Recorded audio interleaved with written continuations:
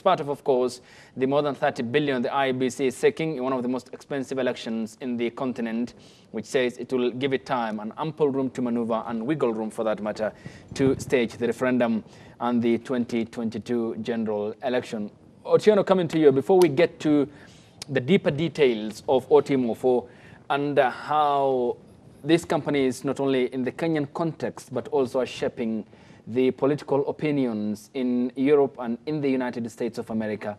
And this is in light of the Supreme Court nullification of President Uhuru Kenyatta's win on the 1st of September 2017. Therefore, does it come with a tainted past? And do you think the lacking deficiency in terms of trust from the public is likely to lengthen? Two things. Otimofo was good in 2017 to some people. Otimofo was bad in 2017 to some people. Speaking of justice as a moving target, so to the relatives of the deceased, justice is killing the murderer. To the relatives of the murderer, justice is clemency and forgive him. He made a mistake. So Otimofo as an organization is familiar to Kenyans. One, for being expensive.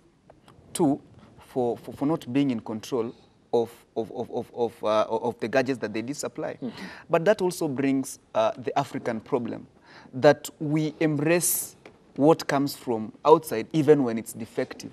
If somebody supplies you a TV that cannot turn on when you need it to, mm-hmm. What are you doing with them? It doesn't matter where it's coming from. So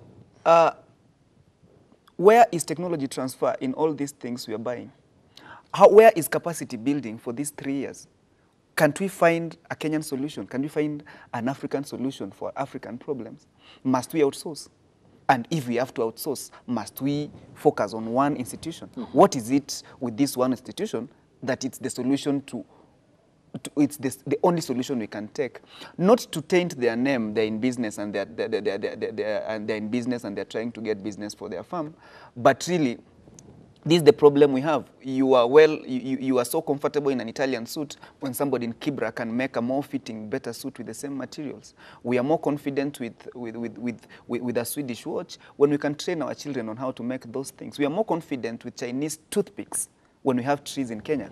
So I think it's distasteful to me that 5 years, 10 years, we are still outsourcing for things we can do. What is the Secretariat at IEBC doing? Can't they train on how to operate this machinery? Must we import both the gadget and the operator of the gadget? The same thing we have in healthcare. So I'm thinking, as much as they are not perfect, they don't do their job well, they have a bad name, and they're here and maybe they'll get the tender because they have their own ways of getting them. We need to look at why are we taking our children to school and why are we opening businesses? Why Rivertex is dying and other technological startups because we're embracing outside. We need a Kenyan solution. Can we manage ourselves? Yes. What do we need? Believe in your people. Okay, Dan, our management of the election is again very key, and the IEBC seems to be, according to Fula Chebukati, in that note to the National Treasury, appears as having the room to maneuver and the timing here, because they came to office months before the elections in 2017, courtesy of that committee by Kiraitu Murungi, the senator, then Meru County, and the current Siaya County senator and senior counsel James Orengo. Do you think they can deliver? And in your view, why Otimofo? Yeah, you know, when I saw the headline, I think what came into my mind is the cancellation of 2017, elections by the Supreme Court. And I think this is one of the company that was cited that, had, messed up an election for 2017. So it is in the public domain that Otimofo is an international company that, again, has come back and the government has single-sourced it. I don't think there was any competitive force outside there so that many companies would actually bid for that tender. So then what does it portend? One is the fact that there is a referendum that is coming. And of course, they are going to be responsible for handling the technology to deliver. Mm-hmm.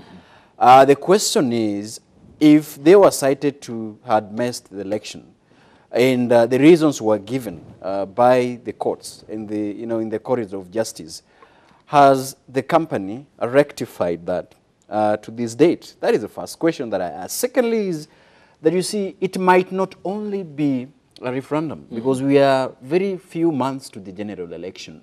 So the probability is that the same company would be judged based on the delivery on a referendum, and they would again be single-sourcedly secured, to manage the outcome and to provide for their services in the elections of 2022.